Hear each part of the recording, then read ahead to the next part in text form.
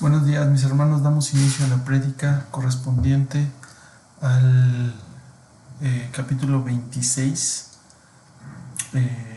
versículos 57 al 68. El tema de la predicación es el juicio falso a Jesús. Es el día domingo, 11 de octubre del 2020. Entonces iniciamos con una oración y damos paso a la lectura de nuestro texto. Padre bueno, gracias te damos por esta mañana, Señor. Gracias porque nos permites estudiar tu palabra, porque nos permites tomarnos un tiempo para estar contigo. Te pido por todos mis hermanos, Padre, por toda tu iglesia que hoy se reúne para escucharte. Te pido que nos ayudes a abrir nuestra mente y nuestro corazón para estar dispuestos a conocer tu palabra, el ministerio y la obra de tu Hijo. Te pedimos, Señor, que nos des la humildad necesaria para aceptar tu voluntad y ponerla en práctica.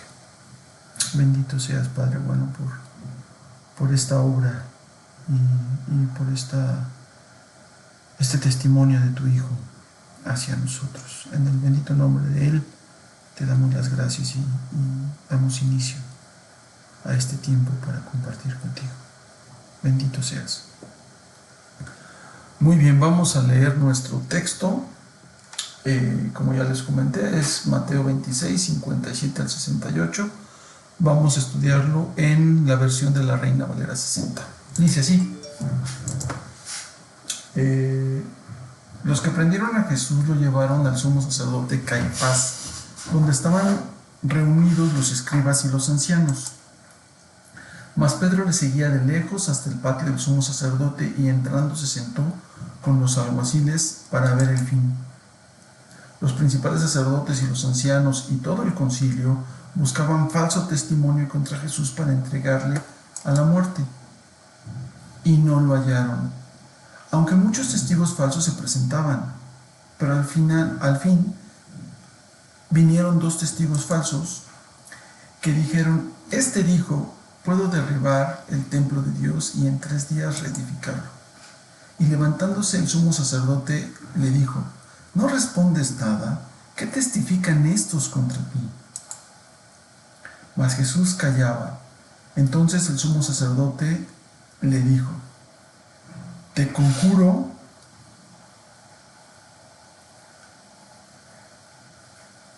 por el Dios viviente que nos digas si eres tú el Cristo, el Hijo de Dios.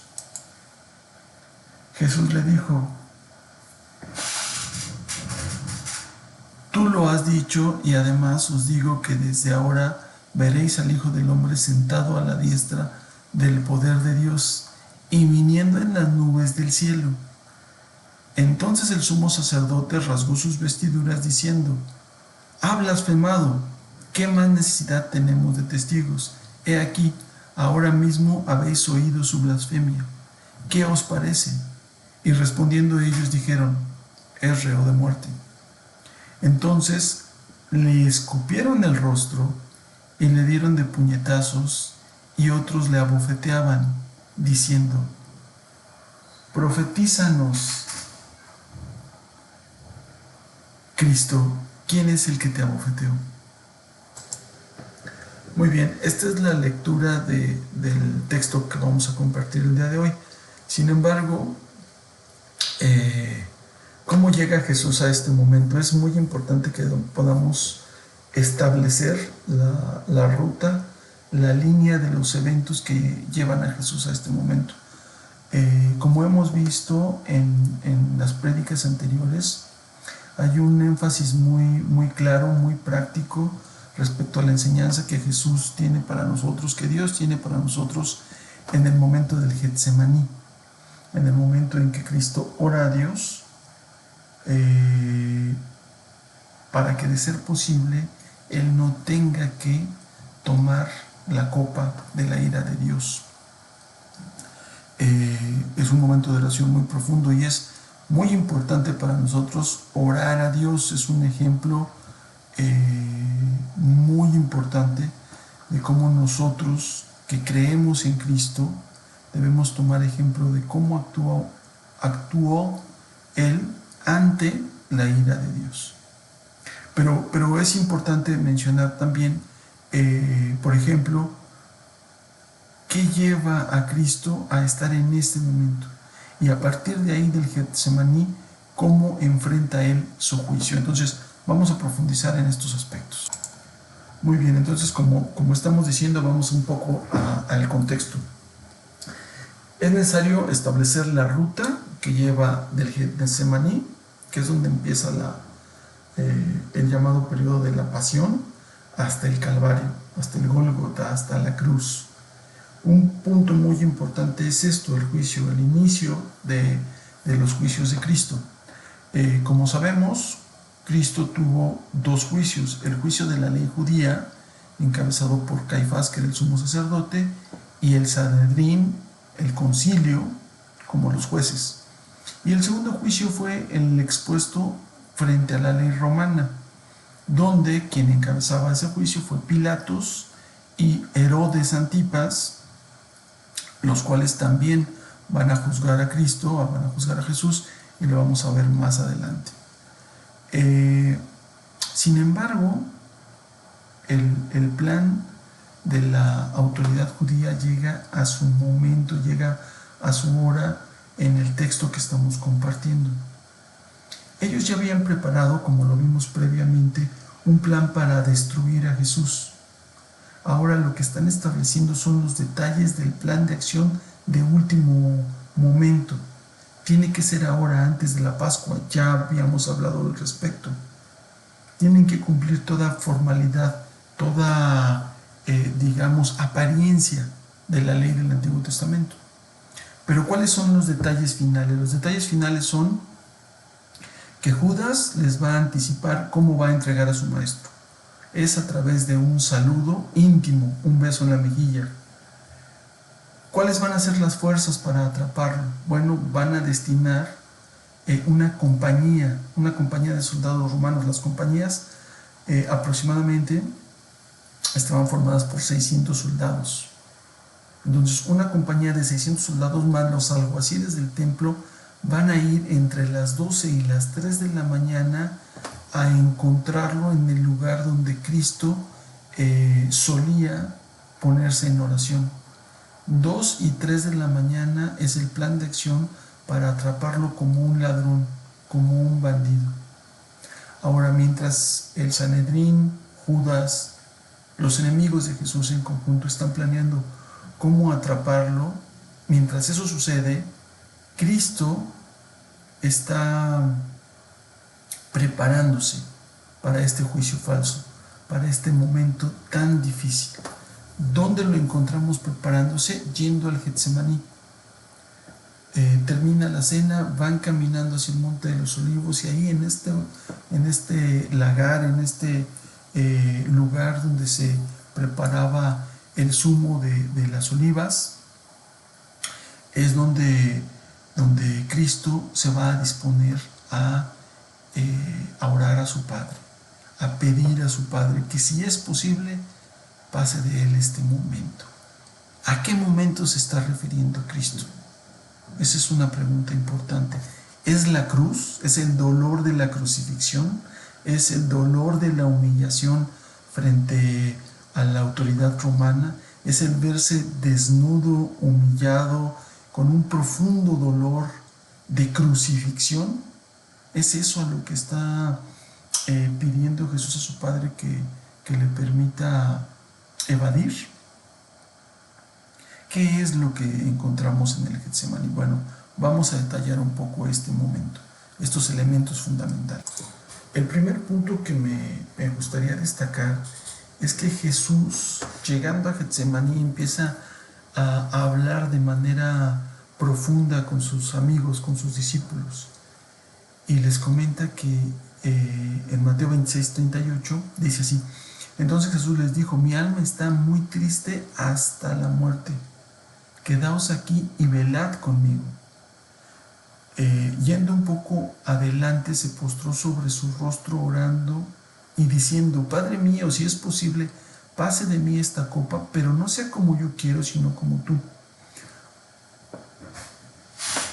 Es decir, una vez llegando al Getsemaní, Cristo les dice a sus discípulos, a sus amigos íntimos: oren por mí porque estoy tan triste que puedo morir de tristeza.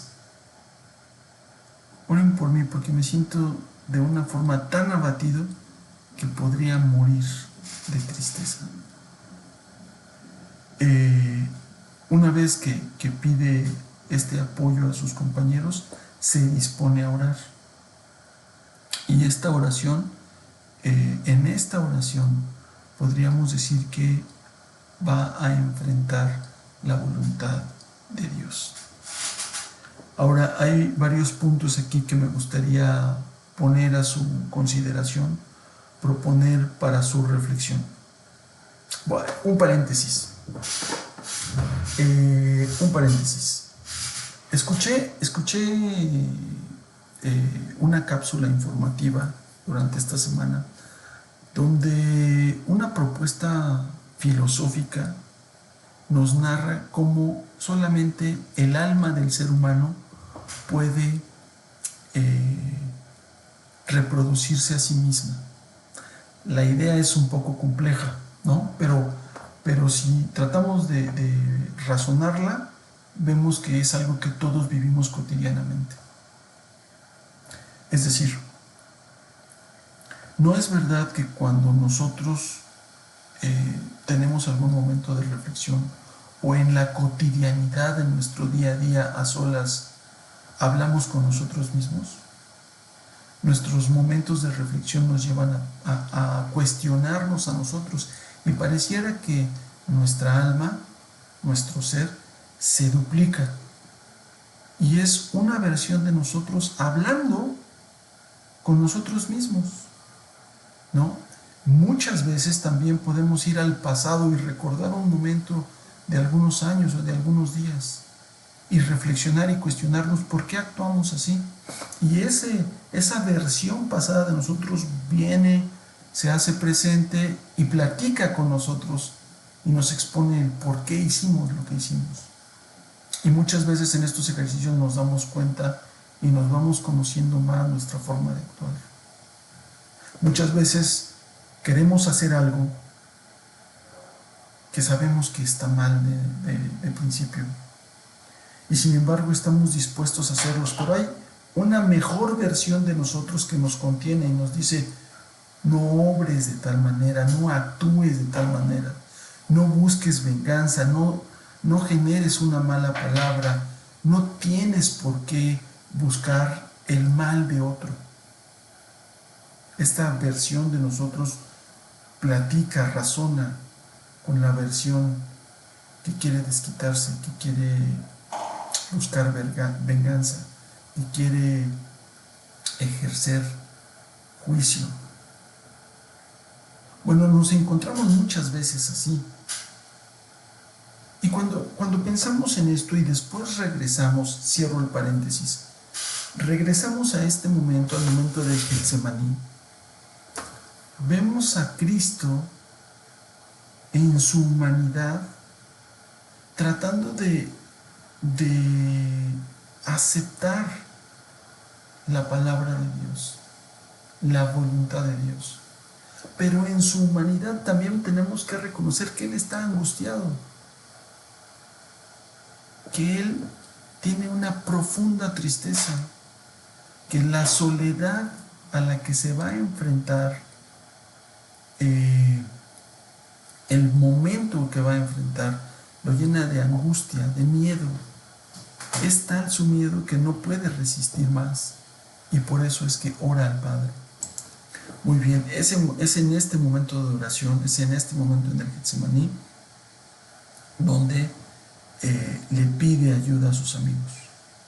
Pide que también oren por él, que también velen en este momento. Él está hablando con el Padre, pidiéndole al Padre, pero también en ese momento Él está esperando que sus amigos oren por Él, pidan por Él. Está pidiendo el apoyo en oración de sus amigos. Ese es un punto muy importante. Una vez que pide este apoyo, Lucas nos narra lo siguiente: Y él se apartó de ellos a distancia como de un tiro de piedra, y puesto de rodillas oró. Detalle importante: él dobla sus rodillas, se hinca para iniciar su oración. Podríamos decirlo así: él dobla rodilla con una profunda angustia. Cristo dobla su rodilla con una profunda angustia. Y a partir de ese momento, dentro de la próxima hora, él va a enfrentar la voluntad de Dios. ¿Qué es lo que le va a pedir a Dios? Lo que le va a pedir es lo siguiente. Marcos 14 nos lo narra así, y decía: Abba, Padre, todas las cosas son posibles para ti. Aparta de mí esta copa. ¿Qué es lo que Cristo va a enfrentar? ¿Qué es lo que nuestro Señor está pidiendo que no quiere pasar? ¿Cómo está pidiéndole a Dios en una intimidad tan grande? ¿No? Regreso a mi punto. Nosotros como seres humanos, vuelvo a abrir paréntesis, nosotros como seres humanos muchas veces no hablamos con nosotros mismos para convencernos de lo que es correcto.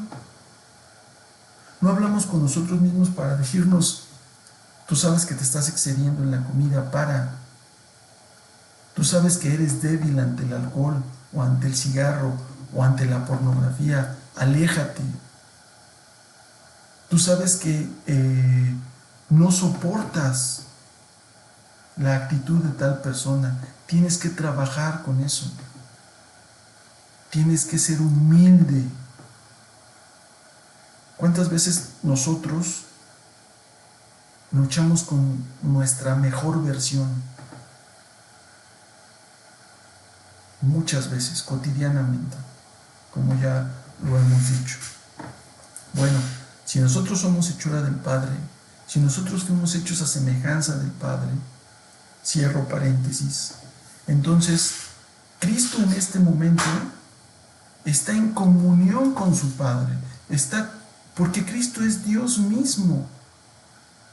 Desde la eternidad pasada, Cristo está con el Padre y con el Espíritu, construyendo todo lo que ahora vemos y somos. Todo lo que disfrutamos fue construido por Él, fue hecho por Él, fue planeado por el Padre desde la eternidad pasada. Y a través de la obra del Padre, del Hijo y del Espíritu Santo, todo se sostiene. Cristo como hacedor, Cristo como ejecutante de la voluntad del Padre. Pero en este momento, Cristo le está pidiendo al Padre no enfrentar la ira de Dios. Vuelvo a abrir paréntesis. Un punto aquí importante, una pausa importante. ¿Cuántos de nosotros detestamos algo con profunda adversión? Quiero que por un instante recordemos una imagen que nos cause una profunda aversión, o un sonido que nos cause una profunda aversión. Lo que Cristo está pidiendo, cierro paréntesis, lo que Cristo está pidiendo aquí no es no pasar por la cruz, no es evitar el dolor físico, no es evitar la burla, el desprecio, la soledad. Lo que Cristo está evitando, lo que Cristo está pidiendo aquí es la aversión del Padre por el pecado. Imagínense, en este momento, hace un instante en el paréntesis, yo les pedí que recordaran un momento profundamente desagradable. Bueno, nos dice Habacuc que el Padre odia tanto el pecado que ni aún puede verlo. Habacuc 1:13 dice: muy limpio eres de ojos para ver el mal. ¿Qué tanto odia nuestro Señor el pecado? ¿Qué tanto Dios aborrece el pecado. Bueno, tenemos infinidad de ejemplos en la Biblia. Y ahí les dejo algunas notas para que puedan ir a buscarlos si es de su interés. Lo importante de establecer aquí es que Dios aborrece el pecado, no tolera el pecado. Sus ojos no pueden ver el pecado. Así como nosotros ahorita pudimos recordar ese momento, esa imagen que no soportamos, pues Dios aborrece así el pecado. Multipliquen ese sentimiento que ustedes pueden albergar por el infinito, y es así como Dios aborrece el pecado. Pues Dios se hizo carne para introducirse a un mundo de pecado, para estar inmerso en un mundo de pecado, para formar su carne en un mundo invadido por el pecado. Él tuvo que tolerar toda su vida este mundo de pecado, verlo, olerlo, sentirlo, sufrirlo. Pero ahora está con el Padre y le dice: ¿por qué hemos podido soportar este ministerio? Porque hemos estado juntos, porque tú has estado conmigo. No te alejes de mí. Yo sé que tengo que cargar con los pecados del mundo, pero el pensar en hacerlo sin ti, que esta humanidad pase por este momento sin ti, que esta humanidad tenga que beber la copa de tu ira por el pecado, si hay otra manera de hacerlo, yo sé que para ti todo es posible. Eso es lo que en este momento está pidiendo Cristo. ¿Por qué está pidiendo esto? Porque necesita la fortaleza del Padre. Nuevamente lo vuelvo a decir, Cristo se arrodilla ahogado de profunda angustia e inicia su oración. ¿Cuál es la oración? Esta.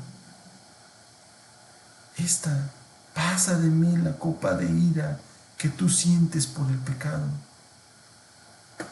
¿Por qué? Porque aún Él mismo, como nos lo dice la primera carta de Pedro, no cometió pecado ni engaño alguno se halló en su boca.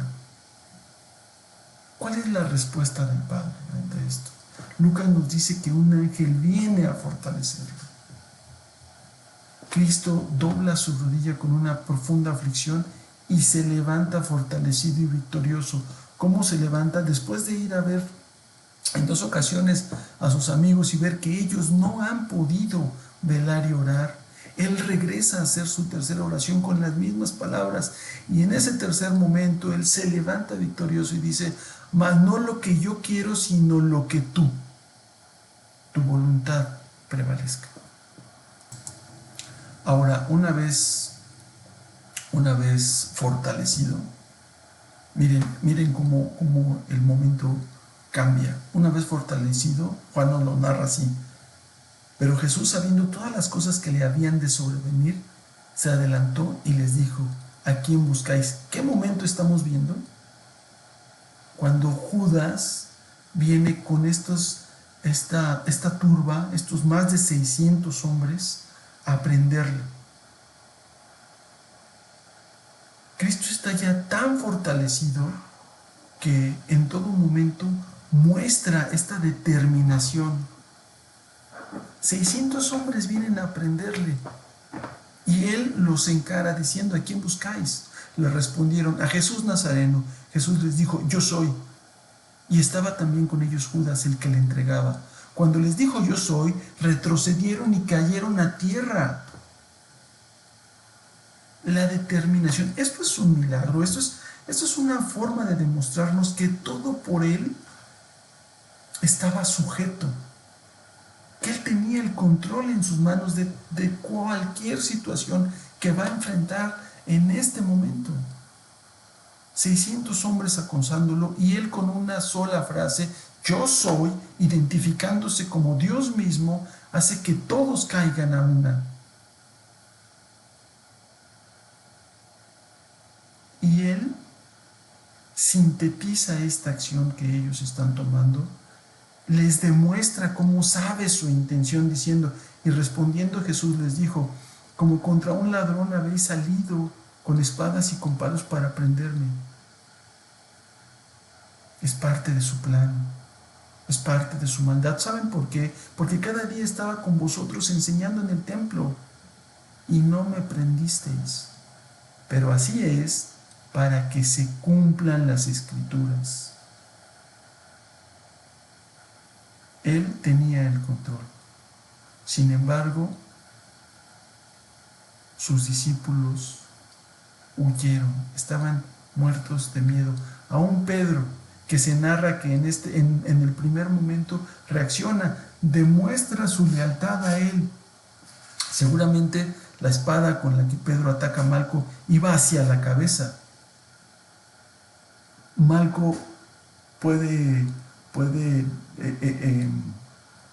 digamos, evadir la espada de Pedro y tan solo es herido en la oreja. Bueno, pues aún en ese momento Cristo demuestra su control, su soberanía, su misericordia, advirtiendo a Pedro y curando a Malco. Nada de lo que aconteció es un incidente. Todo estaba perfectamente planeado por Dios. Muy bien, ahora sí, una vez establecido el contexto, llegamos al punto importante, importante para nuestra narración, para nuestro texto. Vamos directamente ahora a desglosar nuestro texto. Los dos primeros versículos dicen así: los que prendieron a Jesús le llevaron al sumo sacerdote Caifás, donde estaban reunidos los escribas y los ancianos. Mas Pedro le seguía de lejos hasta el patio del sumo sacerdote, y entrando se sentó con los alguaciles para ver el fin. Miren los detalles. La ilegalidad del juicio se establece desde el momento mismo en que se lleva a cabo el juicio. Los juicios tenían que hacerse de día. Entonces, ¿por qué el concilio estaba reunido entre las 12 y las 3 de la mañana ahí, en la casa de Caifás? Bueno, esto simplemente demuestra que todo estaba calculado, que todo ya era un plan prefabricado, que el juicio ya tenía un culpable. ¿Qué faltaba? Bueno, encontrar la acusación que pudiera inculpar a Jesús. Y para ello va a haber tres argumentos, tres formas, tres cuestiones presentadas al concilio para inculpar a Jesús. La primera, los falsos testigos. La segunda, la mesianidad de Jesús. Y la tercera, la blasfemia. Vamos a estudiar cada. Y los principales sacerdotes y los ancianos y todo el concilio buscaban falso testimonio contra Jesús para entregarle a la muerte. Ojo, ellos querían matarle. El propósito de este concilio es matar a Jesús. Y no lo hallaron, aunque muchos testigos falsos se presentaban. Pero al fin vinieron dos testigos falsos que dijeron: este dijo, puedo derribar el templo de Dios y en 3 días reedificarlo. Nuevamente, pausa aquí. Cristo no había dicho que iba a reedificar el templo físicamente. Lo sabemos por las narraciones de Juan. Pero finalmente el juicio falso no era algo que les preocupara al concilio, al Sanedrín. El caso contra Jesús ya estaba decidido. Al concilio no le interesaba si el testimonio era verdadero o falso. ¿Por qué? ¿Cuál era la naturaleza? ¿Cuál era la calidad moral de los que estaban enjuiciando a Jesús? Principalmente Caifás. Caifás fue nombrado Caifás fue nombrado sumo sacerdote por el procurador romano Valerio Crato durante 18 años. Es decir, para poder estar bien durante 18 años con este procurador, era evidente que Caifás servía a sus intereses, no a los intereses de Dios. Pero el poder no estaba en Caifás, el verdadero poder estaba en Anás, su suegro, el cual influía de tal manera y era respetado de tal manera aún por los romanos, que logró que 5 de sus hijos llegaran a ser sumos sacerdotes, además de Caifás, su yerno, y uno de sus nietos. Sin duda la familia de Anás tenía muchísimo poder en su tiempo. ¿Qué era lo que a Anás le importaba? El poder. Esta era la calidad moral del concilio que va a juzgar a Jesús. Aquellos que solamente les importa el beneficio propio, el poder. Pero ¿cómo se está condenando a Anás a sí mismo? Bueno, nos lo dice Juan 3:19. Dice así: en esto consiste la condenación, en que la luz, Cristo, vino al mundo y la gente prefirió las tinieblas a la luz, pues las cosas que hacían eran malas. Caifás, Anás, sabían lo que estaban haciendo, pero preferían su beneficio propio, preferían conservar su poder, preferían su confort. La decisión que tienen que tomar es brutal, es tremenda, va a impactar al mundo entero. Sin embargo, ellos prefieren su beneficio momentáneo, mundano, a reconocer la luz que vino de Dios. Muy bien, una vez que vemos que Caifás acepta el testimonio falso, increpa a Jesús, ¿no? ¿Qué es lo que está pasando en este momento? Cristo se mantiene callado. Y en este silencio, Caifás está hasta cierto punto entre maravillado y desesperado, indignado. Pero es un hombre muy sagaz, muy hábil, y entonces pronuncia las siguientes palabras. Y levantándose el sumo sacerdote le dijo: ¿no respondes nada? ¿Qué testifican estos contra ti? Mas Jesús callaba. Entonces el sumo sacerdote le dijo: te conjuro por el Dios viviente a que nos digas si eres tú el Cristo, el Hijo de Dios. Como ya lo comentamos, Caifás comprendió correctamente que sí, Jesús poseía el poder para destruir el templo y levantarlo en 3 días, tenía que ser el Mesías. Caifás entiende en ese momento que sí, que Jesús puede ser el Mesías. Pero entonces tiene que usar toda su astucia para exhibirlo, para usar sus declaraciones en su contra. Entonces le pide a Jesús: te conjuro por el Dios viviente que nos digas si eres tú el Cristo, el Hijo de Dios. Esta era una humillación, porque implicaba que Jesús estaba obligado a decir la verdad. Pero también implicaba que entonces Jesús en algún otro momento no lo había hecho. ¿Qué nos dice Juan al respecto? ¿Cómo se calificaba a Cristo a sí mismo? Yo soy el camino, la verdad y la vida. Jesús le contestó: yo soy el camino, la verdad y la vida.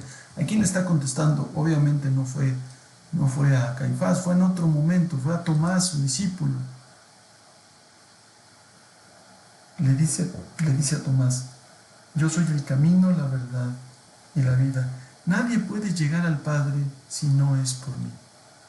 Caifás quería obedecer a Dios, Caifás quería llegar al Padre, Caifás quería tener una relación con el Dios creador de todo. No, Caifás quería su poder, su comodidad, su status quo. Caifás sabía lo que estaba haciendo y rechazó la luz, rechazó el camino, rechazó la única forma de llegar al Padre, de obedecer al Padre. Caifás está condenándose a sí mismo porque reconoce la mesiandad de Jesús y la rechaza. Finalmente, al rechazarlo, pronuncia estas palabras. Jesús le dijo: tú lo has dicho, y además os digo que desde ahora veréis al Hijo del Hombre sentado a la diestra del poder de Dios y viniendo en las nubes del cielo. Entonces el sumo sacerdote rasgó sus vestiduras diciendo: ha blasfemado, ¿qué más necesidad tenemos de testigos? He aquí, ahora mismo habéis oído su blasfemia. ¿Qué os parece? Y respondieron ellos. Respondiendo ellos dijeron: es reo de muerte. Obviamente la respuesta de Jesús no es más que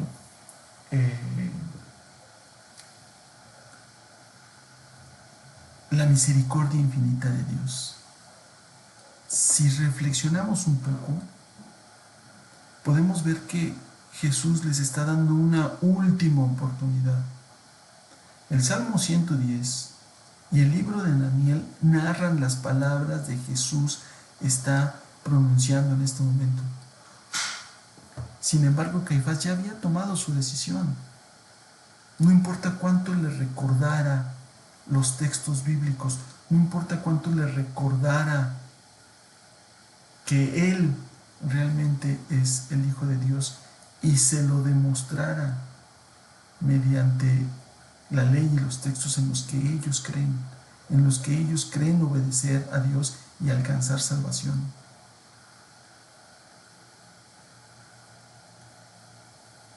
Y en lugar de tomar esta oportunidad, todos los miembros del consejo, bueno, no todos los miembros, la mayoría de los miembros del consejo da una respuesta: es reo de muerte.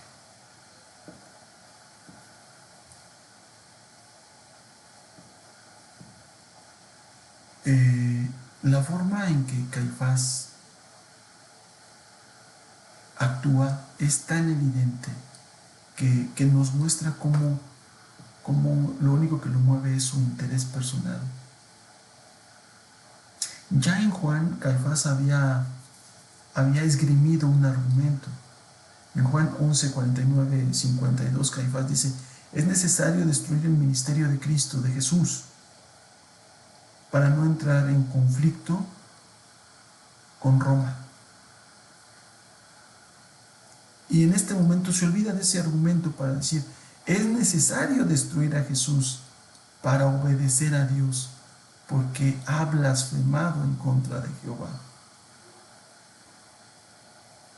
¿Qué mueve a Caifás?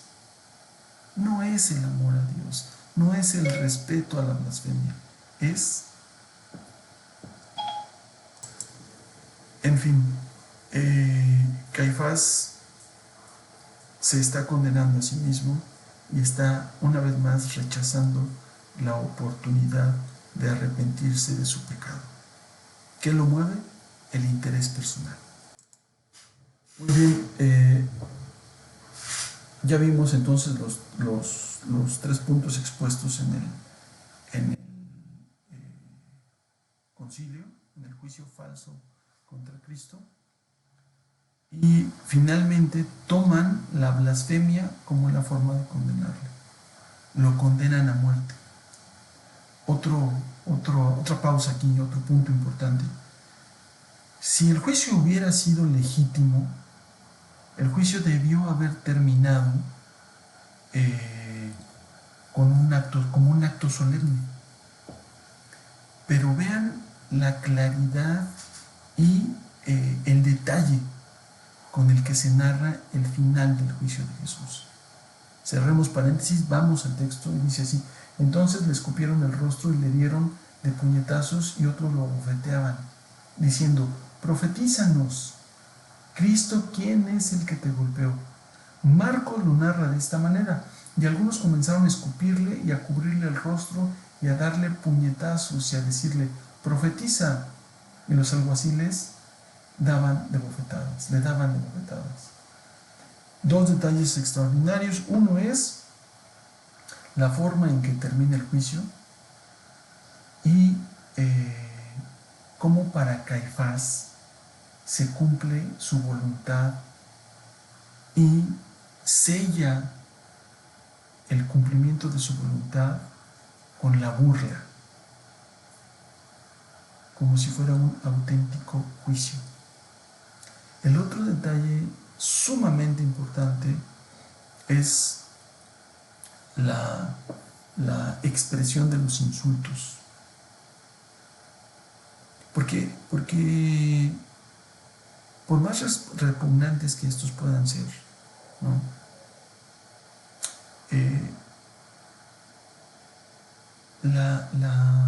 La forma en que estos puedan ser muestran cómo se puede expresar la naturaleza humana. Nos muestran a nosotros como hombres, nos ponen frente a un espejo, así reaccionamos. Nuestros instintos nos llevan a las acciones más reprobables y repugnantes.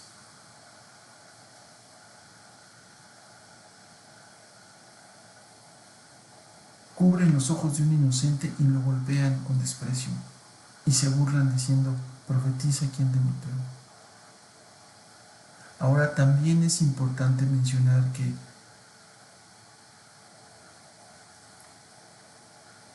si bien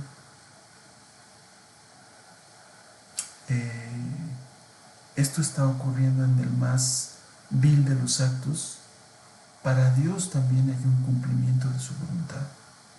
Este hecho tan desastroso, tan repugnante, también está mostrando la voluntad de Dios. Ellos le piden, profetiza. Se lo están pidiendo al Hijo del Hombre, que ha sido majestuoso tanto al hablar como en este silencio. Este Hijo del Hombre está cumpliendo con todo detalle la voluntad de Dios expresada en Isaías 53:10. Al mismo tiempo, en ese mismo instante, se escucha desde afuera en el patio un inconfundible sonido que aún hoy nos recuerda que todo está bajo el soberano control de Dios. Lo escuchó el concilio, lo escucharon los alguaciles, lo escuchó Caifás, lo escuchó Pedro. Cristo había profetizado el canto del gallo.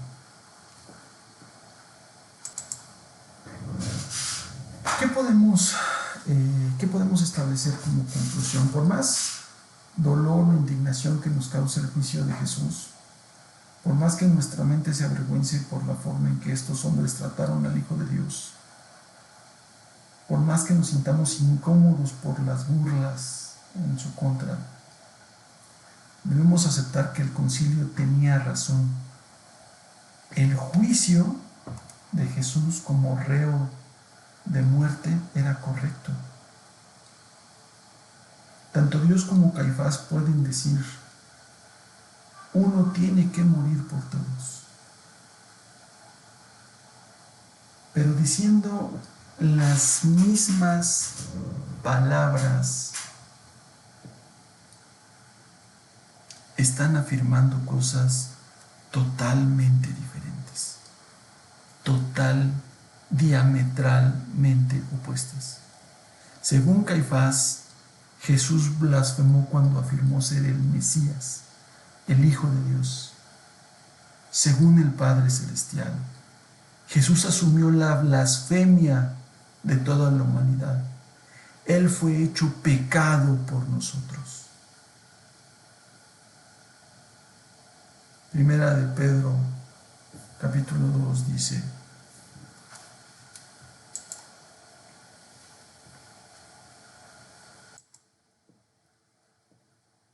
quien cuando le maldecían no respondía con maldición, cuando padecía, no amenazaban, sino encomendaban la causa al que juzga justamente,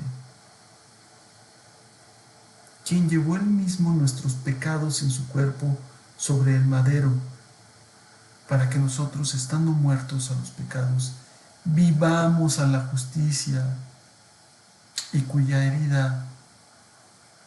cuya herida fuisteis sanados. Porque vosotros erais como ovejas descarriadas, pero ahora habéis vuelto al pastor y obispo de vuestras almas. ¿Qué le pidió Cristo a su Padre? No te alejes de mí. No quiero recibir la ira, el estupor que tú sientes por los pecados. ¿Por qué pecados? Por todos los pecados del mundo. ¿Y qué le dijo el Padre? Es necesario que esto acontezca. ¿Y qué respondió Jesús? Hágase tu voluntad. ¿Para qué? ¿Para qué hágase tu voluntad? Porque tú, yo, que éramos ovejas descarriadas, perdidas, condenadas, ahora hemos vuelto al pastor, al Padre. ¿Recuerdas cómo oró Jesús en el Getsemaní? Abba, Padre. ¿Recuerdas cómo Jesús oró en la cruz? Ya estando en medio de la agonía, Abba, Padre. ¿Qué significa Abba, Padre? Una relación muy íntima. Una relación muy íntima, muy cercana.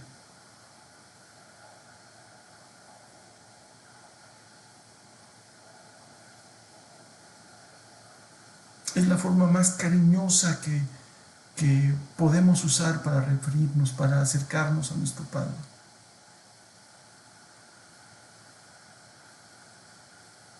Lo hizo para pedir y lo hizo para entregar. Pero ¿sabes qué es lo más maravilloso? Que cuando Pedro dice que Él murió por nosotros y nosotros ahora también somos considerados hijos de Dios, también podemos orar, Abba, Padre.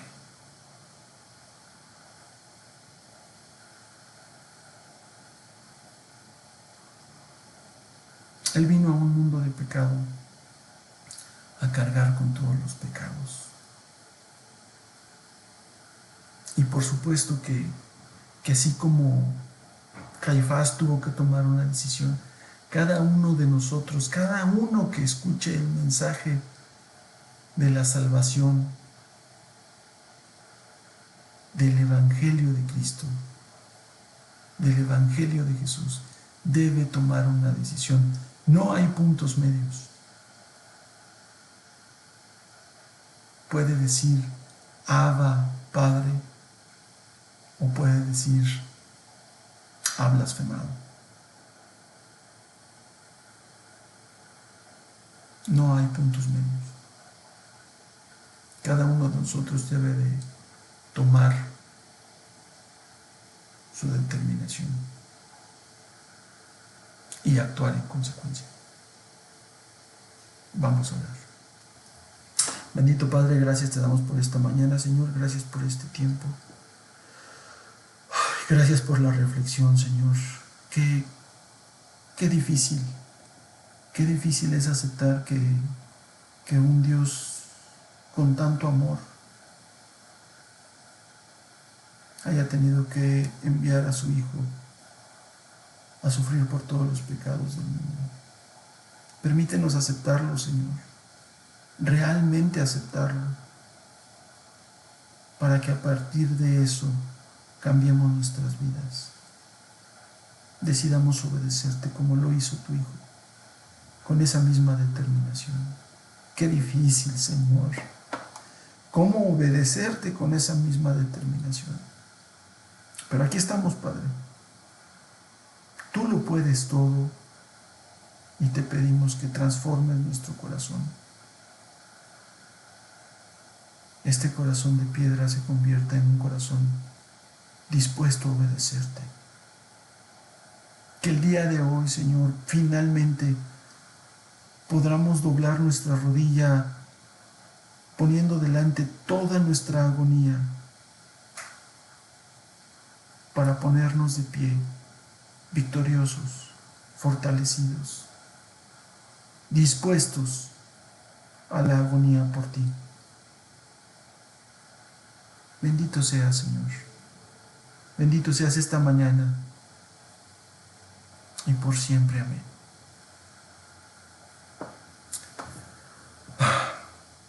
Nos vemos pronto.